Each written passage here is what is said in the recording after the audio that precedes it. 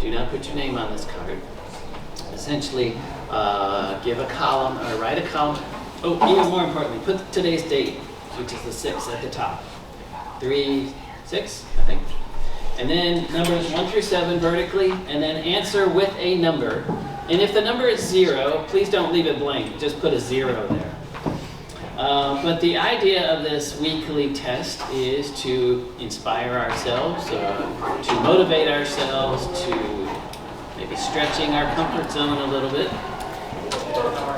It is not for a guilt trip by any means, just far from it.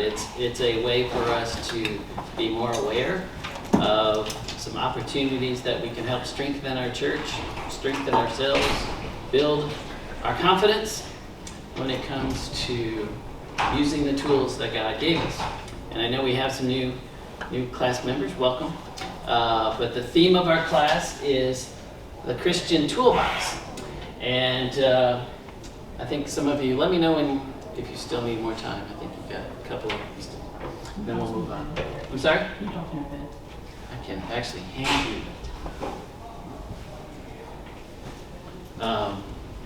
Do you need a paper? Do you need an extra? Pardon? Yeah, I do. Okay. Anyway.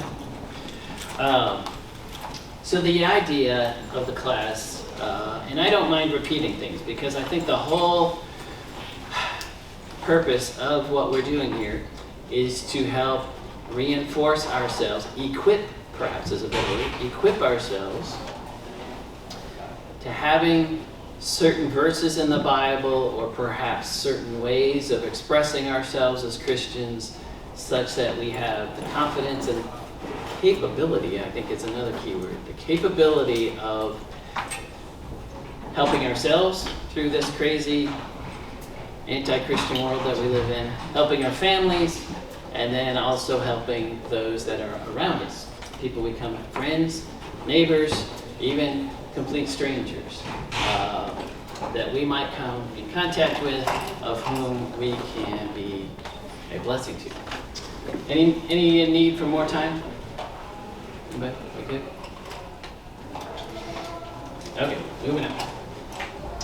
So we talked about our daily Bible reading. I had a thought this week about, if anything, we talked about how daily Bible reading, of which I think is your first question. Number one, for someone who has never been associated with any church whatsoever, the benefit of daily Bible reading would be that they would eventually come to learn how to be a Christian, how to be a person who is in a safe state. But when we look at the temptations of Jesus, the 3 temptations that we're all familiar with, it was Scripture that he used to put Satan at bay. So, St. Well, good morning, y'all. He's going to talk a little more. Thank you. No, we're waiting for it out. That's okay. So, a funny story. I got to stop. At the Fayetteville They Church, told me this morning, I want you to picture my daughter Amber 11 o'clock. as a beautiful 2-year-old with the biggest eyes and the longest eyelashes. And she was just, getting the whole potty training thing figured out. So I took her to the bathroom, of which the Fayette congregation had a little tiny short toilet. And I'm on my knees and I'm looking at her as she's going to the bathroom. And I'm looking at these beautiful eyes. And Scott Harp, our preacher, came over the loudspeaker. And Amber goes, "Oh, Jesus." So when I hear something like that, I know, it's not quite Jesus. But whenever I hear something like that, it just makes me think of it. But studying Scripture, owning Scripture, we talked about the Golden Rule last week. When that becomes a part of who you are prepared to keep the devil from affecting you, but you're also prepared to take advantage of opportunities that may just literally fall into your lap. We talked about homework. I've gotten some great essays from you guys. I am truly inspired, but I've not got some for most of you, and it's not the end of the world if you don't. But number one, it's been encouraging and education for me. I believe it's going to be encouraging for those in the class that we share this with, and Jason did a great job last week. If you feel like I don't want to stand up in front of the class, Bryan, could you read that? I would be glad to do that for you. But the idea, I think, is sound in that even if you don't turn one in, I encourage you, write your story down. Now, what would be, even if you didn't turn it in, what would be the benefit of you writing your conversion story down? Or why, if you grew up in the church, why do you continue to stay in the church? What's the benefit of putting pen to paper or typing it on a computer? What would be your benefit by doing that? It crystallizes your story, so if someone asks you, you thought about it. Yes, I think that's exactly right. I think that's about being a prepared Christian. And I think of the opportunities that we might find ourselves, and the whole concept, which I think has been my biggest struggle, is the confidence part. I've taught myself over the years that I've been on this earth that if I'm not confident about how to say something, I usually just shut up. And I don't think that's always a healthy thing. If I'm about to say the wrong thing, then of course that is the best, just shutting my mouth is the best thing to do. But if I have an opportunity of saying something good, then I think I've failed myself or that person. So I think when you take, and if you're like me, if you take pen to paper or if you're on a computer, there's some wordsmithing that takes place. And perhaps there are certain words that you might use that have a bigger oomph, bigger impact. When April was applying for a job this last couple years, I worked a lot with her on how to write letters or perhaps interview question practicing. What else did we do? General preparation of what specific words have the biggest power, that have an attention-getting aspect about them. There are words of which we call them buzzwords, industry buzzwords, that perhaps if you can slip those in, the interviewer will say, that's what I want to hear. That's the kind of person I want to hire. So I encourage you to write your essay so that if the opportunity, or not if, but when the opportunity arises, that you can tell someone your story. It will be impactful. I would say at the very least, they might say, I'd like to know more. You can't tell them everything. So keep it to a paragraph. Keep it brief, but do it in a way that I think will be beneficial to them. So I encourage you, write your essay. I'd like to have it. I'd like to have a copy of it, and I'd like to share it. Especially, and I want to ask Anya a little bit more, and so happy about them and her baptism. I talked to Jackson yesterday, Jackson Parker, recently being baptized. I was like, so what was it? What spark said, I can't go another day without being baptized? That's exciting to me, but I want to know why, because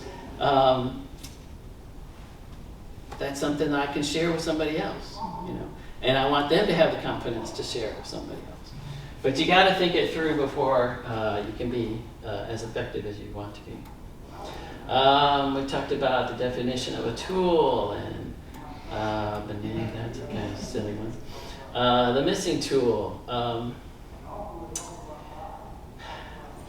The thing about tools, and it's not just hammers and screwdrivers. Your tool might be Well, you do website design, right? So a computer would be probably your most valuable tool. Kyle, you're a truck driver. What would be your most valuable tool to get your job done? Gloves.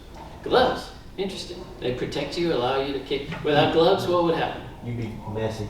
And you Have football grease all over you. could not. Oh, okay, yeah. Yeah, So it you're was- protecting yourself from the environment that you work in. Right. We got two teachers right here. What would say? Well, you would say a tool is that you would work for your job. Whiteboard all the time. A Always whiteboard. drawing things. It shows people how to do stuff. You have tools to communicate with. It used to be that teacher pet would be the kid who would clean the erasers from all the chalk. Remember those kids? If you were to ask a child today, would you go clean the erasers? They would literally have no idea what you're talking about. And that's probably a good thing. But we need tools to do our jobs. I talked about class objectives. I'm kind of getting through there so we can get to our discussions. These are some of our brainstorming that we did. Talk about comfort zone, the importance of baby steps, our theme verse, which I think we could read this every week. So, Brandon, could you read that to the class? All scripture is given by inspiration of God and is profitable for doctrine, reproof, for correction, for instruction in righteousness, that the man of God may be complete, thoroughly equipped for every good work. This verse nails it. I think this is a valuable verse that if you want to know the meaning of life, I think that's probably a good snapshot. We talked about Colossians 3:16. These are some of the daily topics. You know, it's interesting. Nobody likes to have problems in your life. And yet, perhaps problems lead more towards salvation of others than if a person just skated through life. Problems essentially change your outlook. They change your motivation. They can either help you become the capable, confident person that you want to be, or they can crush you. They can crush your friends. They can be a door of which you can provide the solution or advice, or perhaps there is a verse that's meaningful to you about, maybe, let's talk about worry. You have a friend that worries? Have you considered reading fill in the blank? So problems can actually be a huge asset, a huge opportunity. We talked about control charts. Here's something interesting, and Bill, I think I'd like your input on this. I know I do. For those of you who weren't here in the last couple of weeks, a control chart is a statistical graph of which, mostly in manufacturing, you have a target. And the green line represents where the perfect product lies. And let's say maybe it's a measurement. It has to be a certain size.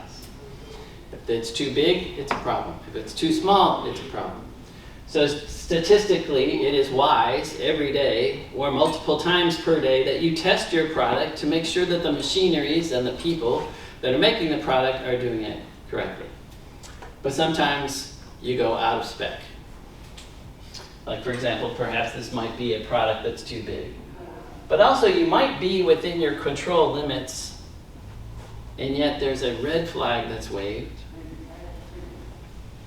And this is also an out-of-control situation. And that is a trend, a negative trend. I think this is Christianity.